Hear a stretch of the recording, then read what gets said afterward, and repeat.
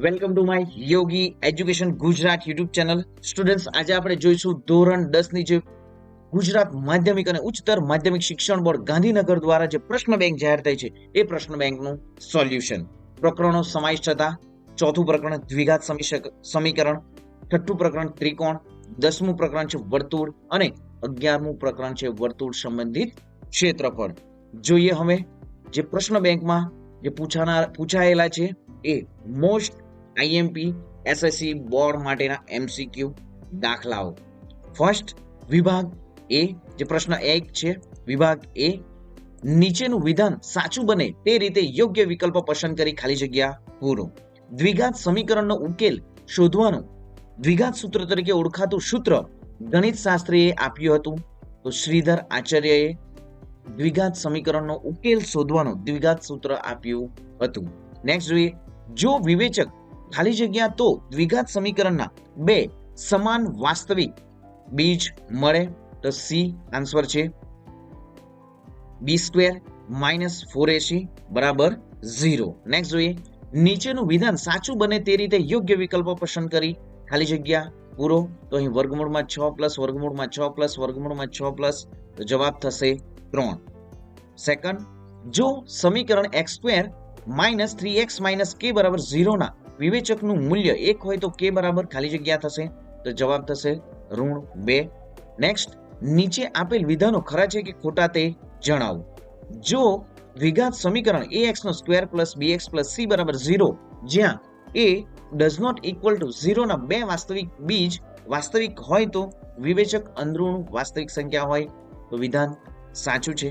Next, જે વિભાગ બી, નીચે આપેલ પ્રશ્નોમાંથી એક પ્રશ્ન પસંદ કરી તો જોઈએ આપણે અહીં જે 2 માર્ક્સના વિદ્યાર્થી મિત્રો દાખલાઓ આપવામાં છે. આ દાખલાઓ ખાસ વિદ્યાર્થી મિત્રો ધોરણ 10 ની બોર્ડની પરીક્ષા તમે આપવાના છો અને ગુજરાત બોર્ડ દ્વારા જ પ્રશ્ન બેંક પણ જાહેર થાય છે. તો ખાસ વિદ્યાર્થી મિત્રો આ પ્રશ્ન બેંકમાં જે દાખલાઓ આપવામાં આવે છે એ સંપૂર્ણ દાખલાઓ જે તમારી નોટબુકમાં પણ ગણતરી સાથેના વિદ્યાર્થી મિત્રો તમારે ગણતરી સાથે કરવાનું રહેશે. તો ખાસ વિદ્યાર્થી મિત્રો આ તમારી નોટબુકમાં પણ લખી લો. નેક્સ્ટ, વિભાગ ડી પણ જોઈએ. હવે વિભાગ જે પ્રશ્ન 2 વિભાગ બી, તો નીચેની આકૃતિમાં ડી સમાંતર બીસી આપેલો હોય તો એ પણ વિદ્યાર્થી મિત્રો 2 માર્ક્સના છે. એ દાખલાઓ તમારી વિદ્યાર્થી મિત્રો નોટબુકમાં લખી લો, બોર્ડની પરીક્ષામાં પણ પૂછાઈ શકે. ખાસ આ સંપૂર્ણ પ્રશ્ન બેંકો જે ગુજરાત બોર્ડ દ્વારા જે જાહેર થાય છે તો વિદ્યાર્થી મિત્રો સંપૂર્ણ પ્રશ્ન બેંકો જે છે આપણી ટેલિગ્રામ ચેનલમાં તમને ફ્રીમાં મળી જશે. તો સંપૂર્ણ પ્રશ્ન બેંકો પણ મેળવી લેવી ધોરણ 10 ની ગણિત વિષયની, વિજ્ઞાન વિષયની, ગુજરાતીની અને સામાજિક વિજ્ઞાનની પણ. જોઈએ આગળ હવે ખાલી જગ્યા. નીચે આપેલ ક અને ખ માંથી જે નીચેના વિધાન સાચું બને તે રીતે યોગ્ય વિકલ્પો પસંદ કરી ખાલી જગ્યા પૂરો. વર્તુળ અને સ્પર્શકના સામાન્ય બિંદુને ખાલી જગ્યા કહેવાય છે તો સ્પર્શ બિંદુ કહેવાય છે. વર્તુળના બહારના ભાગમાં આવેલ કોઈ બિંદુથી દોરેલા સ્પર્શકની લંબાઈ 24 સેન્ટીમીટર તથા તે બિંદુથી કેન્દ્રની અંતર 25 સેન્ટીમીટર તો વર્તુળનો વ્યાસ ખાલી જગ્યા થાય તો જવાબ છે 14. સ્પર્શક વર્તુળને ખાલી જગ્યા બિંદુમાં છેદે તો એક બિંદુમાં છેદે. એક વર્તુળની બે ત્રિજ્યાઓ વચ્ચેનું ખૂણાનું માપ 48 અંશ હોય તો તે બે ત્રિજ્યાઓના અંત્ય બિંદુએ દોરેલી સ્પર્શકો વચ્ચેના ખૂણાનું માપ ખાલી જગ્યા હોય તો જવાબ થશે 132 અંશ. નીચે આપેલ આકૃતિમાં આપેલ વર્તુળની ત્રિજ્યા ખાલી જગ્યા સેન્ટીમીટર છે તો અહીં આકૃતિ પણ આપવામાં આવી છે તો 1 સેન્ટીમીટર થશે. નેક્સ્ટ જોઈએ, નીચે આપેલ વિધાનો ખરા છે કે ખોટા તે જણાવો. વર્તુળ અને સ્પર્શકના સામાન્ય બિંદુને સ્પર્શ બિંદુ હોય છે, સ્પર્શ બિંદુ કહે છે. વર્તુળ અને સ્પર્શકના સામાન્ય બિંદુને સ્પર્શ બિંદુ કહે છે તો આ વિધાન સાચું છે. વર્તુળના સ્પર્શકના સ્પર્શ બિંદુમાંથી દોરેલો લંબ વર્તુળના કેન્દ્રમાંથી પસાર થાય છે તો સાચું વિધાન છે. વર્તુળના આપેલ વ્યાસને સમાંતર વધુમાં વધુ 2 સ્પર્શકો દોરી શકાય, સાચું વિધાન છે. વર્તુળને પરિગત હોય તેવા લંબચોરસ હકીકતમાં ચોરસ છે તો સાચું વિધાન છે.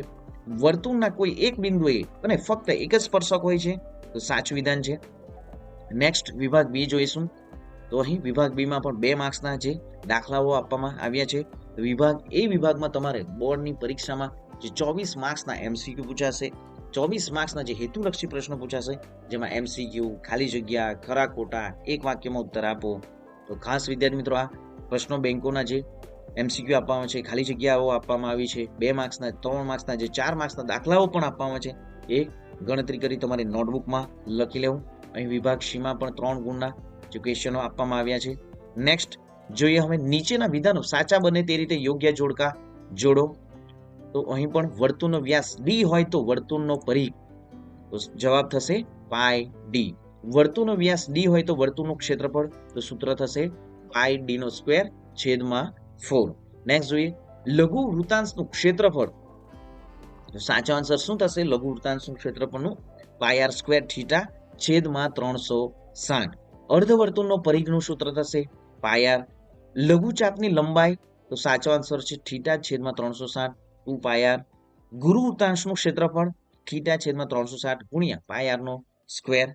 તો આ પણ વિદ્યાર્થી મિત્રો પરીક્ષામાં પૂછાશે, તમે બોર્ડના પેપરોમાં જોયું પણ હશે, સેમ્પલ પેપરોમાં પણ જોયું હશે, અને જે વિદ્યાર્થી મિત્રો પેપર સેટ જે જાહેર થાય છે તેમાં પણ જોયું હશે કે આ વર્તુળ સંબંધિત ક્ષેત્રફળમાં જોડકા આ પ્રમાણે પૂછાય જ છે. તો સ્ક્રીનશોટ પણ લઈ લો વિદ્યાર્થી મિત્રો. નેક્સ્ટ વિભાગ સી માં જે 3 ગુણના દાખલાઓ પૂછવામાં આવ્યા છે એ પ્રમાણે બોર્ડની પરીક્ષામાં પણ પૂછાશે. નેક્સ્ટ જોઈએ કે નીચેના વિધાનો સાચા બને તે રીતે યોગ્ય જોડકા જોડો. ગુરુ ચાપની લંબાઈ, તો જવાબ થશે C 2 pi r minus pi r theta છેદમાં 180. અર્ધવર્તુળ ચાપની લંબાઈ, તો એ પાઈ ડી છેદમાં 2. ચાપની લંબાઈ એલ પરથી વૃત્તાંશનું ક્ષેત્રફળ, તો જવાબ શું થશે અહીં 1/2 એલ અને આર. ખાસ વિદ્યાર્થી મિત્રો સંપૂર્ણ પ્રશ્ન બેંક જે છે એ તમને ડાઉનલોડ કરી ટેલિગ્રામમાં તમને સંપૂર્ણ પીડીએફો મળી રહેશે. તો ચેનલને હજી પણ સબસ્ક્રાઇબ નથી કરી, સૌપ્રથમ ચેનલ સબસ્ક્રાઇબ કરી દો, વિડીયોને લાઇક પણ કરી દો. આપણી યુટ્યુબ ચેનલ પર ધોરણ 3 થી ધોરણ 10 સુધીની તમામ પરીક્ષાઓના મોડેલ પેપરો પણ મૂકવામાં આવે છે અને પ્રશ્ન બેંકોનું પણ મોડેલ પેપર મૂકવામાં આવે છે અને એ પ્રશ્ન બેંકનું સોલ્યુશન પણ મૂકવામાં આવે છે. ધોરણ 9 માટે જે ટીએસટી ની પરીક્ષા જે જાહેર થઈ છે એમની પણ તૈયારી કરવામાં આવે છે અને ધોરણ 5 ની સીઈટી ની પરીક્ષા જે છે એમની પણ તૈયારી આપણી યુટ્યુબ ચેનલ પર કરવામાં આવે છે. અને એમના માટે જે જ્ઞાન સાધના ધોરણ 8 માટે જે જ્ઞાન સાધનાની પરીક્ષા જે છે એમની પણ વિદ્યાર્થીઓ તૈયારી આપણી યુટ્યુબ ચેનલ પર કરવામાં આવે છે. તમે ધોરણ 10 માં હાલમાં ભણો છો તો વિદ્યાર્થીઓ તમને તો નોલેજ હશે જ, અને ઘણા બધા વિદ્યાર્થીઓને એક જ્ઞાન સાધનાની જે સ્કોલરશિપની પરીક્ષા પાસ કરી હશે એમને સ્કોલરશિપ પણ જમા થાય છે. તો તમે પણ વિદ્યાર્થી મિત્રો હાલમાં ધોરણ 8 માં જે પણ વિદ્યાર્થી મિત્રો ભણો છે તેમને આપણી જે યુટ્યુબની લિંક જે છે એ શેર કરી દો. એમની પણ તૈયારી કરવામાં આવે છે, માહિતી પણ સંપૂર્ણ આપવામાં આવે છે. તો વિદ્યાર્થી મિત્રો અને જે પણ વિદ્યાર્થી મિત્રો એ માટે જે બુક ખરીદવા માંગે છે, બુક પણ આપણે ડિસ્ક્રિપ્શનમાં વિદ્યાર્થી મિત્રો એમની લિંક આપી દેવામાં આવી છે, તો બુક ખરીદી એમાં વધારેમાં વધારે તૈયારી કરી શકો. તો વિદ્યાર્થી મિત્રો મળીશું હવે નેક્સ્ટ વિડીયોમાં ધોરણ 10 માટેના જે બોર્ડના જે વિદ્યાર્થી મિત્રો પૂછાઈ શકે એવા મોસ્ટ આઈએમપી મોડેલ પેપરો, મોસ્ટ આઈએમપી ક્વેશ્ચનો સાથે. તો મળીશું નેક્સ્ટ વિડીયોમાં નવી જ્ઞાન નવી માહિતી સાથે. જય હિન્દ બાળકો, વંદે માતરમ.